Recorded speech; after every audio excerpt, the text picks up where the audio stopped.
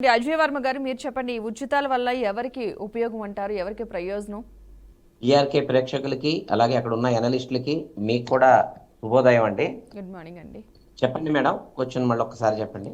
అసలు ఈ ఉచితాల వల్ల ఎవరికి ప్రయోజనం అంటారు? ఈ ఉచిత పథకాల వల్ల ఉచిత పథకాలు అనే దానికి కొన్ని ఆ, నిర్దేశకత్వమైన కొన్ని పనులు ఉంటాయండి. అంటే అన్నిటికీ ఉచితాలుగా ఇవ్వటం కరెక్ట్ కాదు, ద సేమ్ టైము ఇవ్వకుండా ఉండటం కూడా కరెక్ట్ కాదు. అంటే ఎవరైతే బడుగు బలహీన పేద వర్గాలు ఉన్నారో వాళ్ళకి ఆ, ఉపాధి కల్పిస్తూ ఉపాధి కల్పిస్తూ వారికి కొంత ఈ వేడి నీళ్ళకి చన్నీళ్లు తోడుగా ఈ గవర్నమెంట్ నుంచి వచ్చే పథకాలు ఏవైతే ఉంటాయో సపోర్ట్గా ఉండాలి. ఉచిత పథకాలు ఫ్రీగా అన్ని ఇచ్చేసి ఉపాధి కల్పన లేకుండా సోమరిపోతులుగా తయారు చేయడం అనేది కరెక్ట్ పద్ధతి కాదు.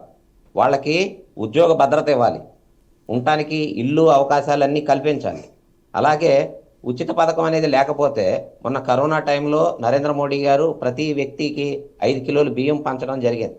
అలాగే ఇంటికి ఎంతో కొంత 1000 రూపాయలు డబ్బులు ఇవ్వడం జరిగింది. జగన్మోహన్ రెడ్డి గారు ఇప్పుడు శ్రీనివాస్ గారు చెప్తా ఉన్నారు. శ్రీనివాస్ రెడ్డి గారు జగన్మోహన్ రెడ్డి గారు చాలా అంత చేశారు ఎంత చేశారని పట్టించుకున్న పాపం లేదు. వ్యాక్సిన్లు కూడా సెంట్రల్ గవర్నమెంట్ ఇచ్చింది, నరేంద్ర మోడీ గారు పంపించారు. బియ్యం కూడా నరేంద్ర మోడీ గారు పంపించారు. నెలకి ఎంత అమౌంట్ కూడా నరేంద్ర మోడీ గారు వేయటం జరిగింది కరోనా టైంలో. అలాగే ఉచితాలు ఇచ్చామని చెప్తా ఉన్నారు కదా, వీళ్ళు ఇచ్చింది పావలా అయితే అప్పులు చేసింది రూపాయిన్నర. అంత అప్పులు చేసి రూపాయిన్నరకి పావలా ఇచ్చి మిగతా అంతా వాళ్ళ బొక్కసంలో నొక్కేసి దానికి అందమైన కలర్ పూసి ఒక బంగారపు వజ్రం ఇస్తున్నాం మేము, ఒక వజ్రం లాంటి పథకాలు ఇచ్చామని చెప్పుకుంటా ఉన్నారు. ఇవాళ ఉన్న ప్రభుత్వం వచ్చి 7 నెలలు అయింది. ఆ 7 నెలల్లోనే ఉపాధి కల్పన దిశగా వెళ్తూ ఉంది. ఇంటర్నేషనల్ లెవెల్లో పెట్టుబడులు తీసుకొచ్చి ఇండస్ట్రీస్ డెవలప్మెంట్ కోసం పెద్ద పెద్ద ఇండస్ట్రీస్కి ఎంఓయూలు అవుతూ ఉన్నాయి, వర్కులు స్టార్ట్ అయినాయి. అలాగే అమరావతి పరుగులు పెడతా ఉంది. అలాగే నేషనల్ హైవేస్ అంతకుముందు 5 సంవత్సరాలు గుంతలు అయిపోయి రోడ్లకి డబ్బులు ఇచ్చామన్నారు కానీ ఎక్కడా 10 రూపాయలు పెట్టి ఒక పార మట్టి పోసింది లేదు. రోడ్లు మొత్తం బ్రహ్మాండంగా ఇవాళ హ్యాపీగా వెళ్తా ఉన్నారు. గతంలో ఉన్న ప్రభుత్వం వల్ల పక్కనున్న రాష్ట్రంలో నుంచి కూడా మన ఆంధ్రప్రదేశ్ మీద జోకులు వేసుకొని మాట్లాడుకొని నవ్వుకున్న పరిస్థితి వచ్చింది. అంటే డెవలప్మెంట్ అనేది ఏంటి అంటే ఆయన ఏదో చెప్తా ఉన్నారు, అకౌంట్లో 88 లక్షలు పడిపోయినాయి అని చెప్పి. వీళ్ళు ఇచ్చిన డబ్బులు ఎంత, డిపాజిట్ అయింది ఎంత, వాళ్ళ కష్టాన్ని లేకుండా ఇవాళ భూముల రేట్లు పెరిగినాయి, భూములకి రెక్కలు వచ్చినాయి, ఆర్థిక వనరులు పెరిగినాయి, ఇన్ఫ్రాస్ట్రక్చర్ డెవలప్మెంట్ స్టార్ట్ అయింది, కట్టుబడులు మొదలైనవి.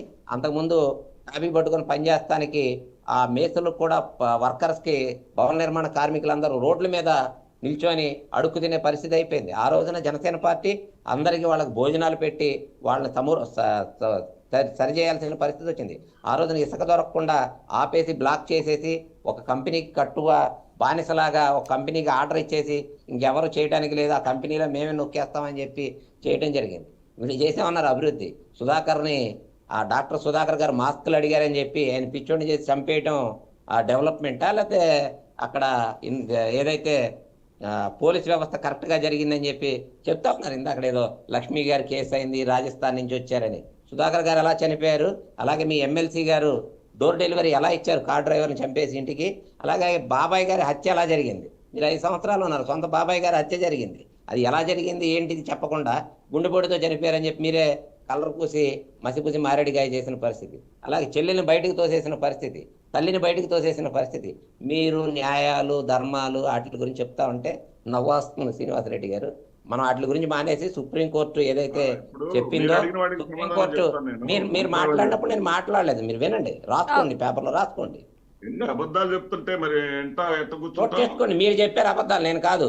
వాళ్ళ బాబాయ్ చనిపోయింది కరెక్ట్ కాదా, సుధాకర్ గారు చనిపోయింది కరెక్ట్ కాదా,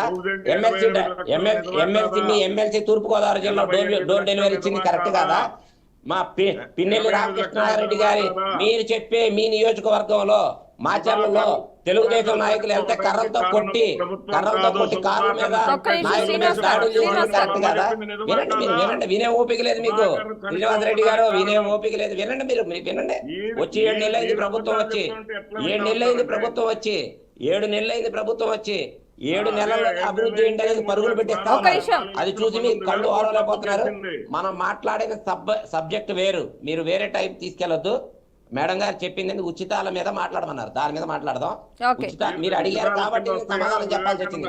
ఉచితాల కింద వస్తుందా? మీరు చెప్పిన దానికి సమాధానం చెప్పాల్సి వచ్చింది. వివేకానంద రెడ్డి హత్య ఎలా జరిగింది? వివేకానంద రెడ్డి ఒక్క నిమిషం శ్రీనివాస్ రెడ్డి గారు, వివేకానంద రెడ్డి గారి హత్య జరిగిందా, గుండెపోటు వచ్చిందా? అజయ్ వర్మ గారు, వివేకానంద రెడ్డి హత్య జరిగిందా, గుండెపోటు అజయ్ వర్మ గారు, అజయ్ వర్మ గారు, వివేకానంద రెడ్డి హత్య జరిగిందా, గుండెపోటు వచ్చిందా? అవి తర్వాత మాట్లాడుకుందాం. Okay, right right. Okay madam గారు, ఓకే ఓకే శ్రీనివాస్ రెడ్డి గారు, అజయ్ వర్మ గారు, ప్రపంచం మొత్తం తెలుసు. ఆంధ్రప్రదేశ్ లో మీకు మీకు మీకు మీరు చేసిన ఘోరాలు నేరాలు చూడలేక మీకు 151 నుంచి తీసుకొచ్చి 11 దగ్గర కూర్చోబెట్టారు. అయినా బుద్ధి రాలేదు మీరు. ఇంకా 151 నుంచి 11. ఒక్క నిమిషం అజయ్ వర్మ గారు, శ్రీనివాస్ రెడ్డి గారు ఇద్దరు మాట్లాడడం వల్ల మీరు వినే ఓపిక ఇద్దరు వాయిస్ రావట్లేదు. మీరే మాట్లాడండి. వినే ఓపిక ఉండాలి మీకు. మీరు వినే ఓపిక ఉండాలా? వినే ఓపిక ఉండాలి మీకు. వినే ఓపిక లేదు. ఒక్క నిమిషం అజయ్ వర్మ గారు, అజయ్ వర్మ గారు, అజయ్ వర్మ గారు, దోపిడీలు, వ్యవస్థలు, భూదందాలు, కోకొల్లలు. అందుకే 151 నుంచి 11కు తెచ్చారు. 151 నుంచి 11కు తెచ్చారు. ప్రతిపక్షంలో కూడా లేకుండా చేశారు మిమ్మల్ని. ప్రతిపక్షంలో కూడా లేకుండా చేశారు. మీరు చేసిన దోపిడీకి అజయ్ వర్మ గారు, అజయ్ వర్మ గారు జైల్లో ఉండి వచ్చిన వ్యక్తి ఇవాళకి 11 సంవత్సరాలైంది కేసు అయ్యి. నిజ నిరూపణ చేసుకోవాల్సిన బాధ్యత లేదా? కోర్టుకు వెళ్తానికి అంత భయం ఎందుకు? కోర్టుకి వెళ్ళండి, కోర్టుకి నిరూపణ చేయించుకోండి. అజయ్ వర్మ గారు, మేము నిష్పక్షపాతంగా ఉన్నామని చెప్పి మీరు కోర్టులో నిరూపణ చేసుకోండి. ఆ భయపడుతూ ఇవాళ ఊరు దాటాలన్నా సరే, ఇవాళ ఊరు దాటాలన్నా కోర్టు పర్మిషన్ తీసుకొని బయటకు వెళ్లాల్సిన పరిస్థితి. మీది దొంగల పార్టీ, దొంగల అజయ్ గారు, అజయ్ గారు ఒక్క నిమిషం అజయ్ గారు, దొంగల పార్టీ, దొంగల పార్టీ మీది. లేకుండా ఆడవాళ్ళ మీద గౌరవం లేకుండా మాట్లాడే జనసేన పార్టీ మీ వాయిస్ను తగ్గించుకుంటే 32,000 మంది మహిళల్లో, తప్పిపోయిన మహిళల్లో ఎంతమంది తీసుకొచ్చారు చెప్పండి. మీడియా ఈ డిబేట్ సాక్షిగా అడుగుతున్నాం మిమ్మల్ని. అయిపోయిందా? మీరు రాసుకొని మహిళల్లో ఎంతమంది అది దాన్ని చెప్పి ఎలా లీడర్లు అయ్యారు అర్థం కావట్లేదు. మాట్లాడినప్పుడు మాట్లాడతాం కాదు. మాట్లాడండి. ఇప్పుడే మాట్లాడుతున్నా. 32,000 మహిళల్లో ఎంతమందిని తీసుకొచ్చారు మీరు? అది దాని తర్వాత చెప్పండి. ఆగిపోయారు. నేను మాట్లాడేటప్పుడు వినండి. నేను మాట్లాడేటప్పుడు వినండి. ఎలా ఉందంటే సమాధానాన్ని చెప్పనీయకుండా దాటవేయడానికి ఉపయోగపడే మంత్రం, సమాధానాన్ని దాటవేయడానికి వినపడే మంత్రం. చేతులతో తిరిగి వచ్చింది నిజమా కాదా? దావోస్ వెళ్ళి ఒక్క పరిశ్రమ లేకుండా ఒట్టి చేతులతో తిరిగి వచ్చింది నిజమా కాదా?